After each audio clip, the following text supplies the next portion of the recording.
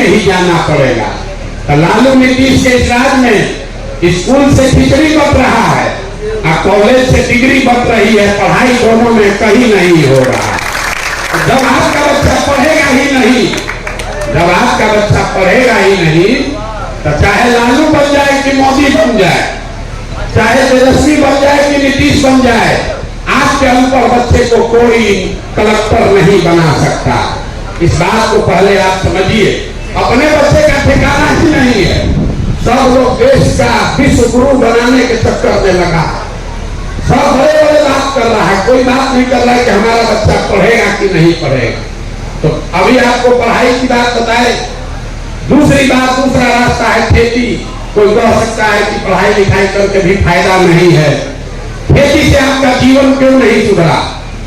यही खेती करके हरियाणा पंजाब में लोग इतना राजा हो गए, बिहार में खेती से लोगों का जीवन क्यों नहीं सुधरा? वो इसलिए कि समाजवाद की जमीन पर 100 में 60 आदमी के पास बिहार में एक धूल जमीन नहीं है। ये आंकड़ा याद रखिए।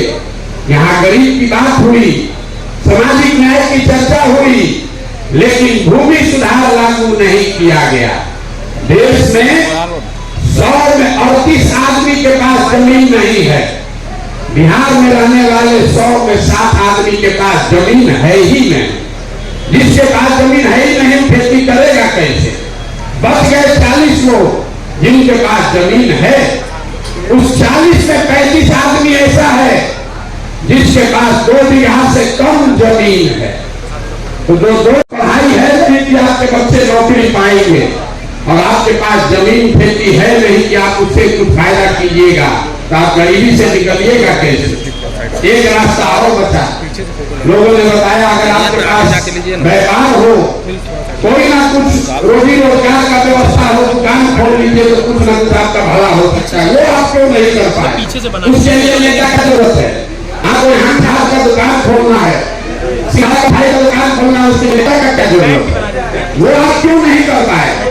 वो इसलिए याद रखिए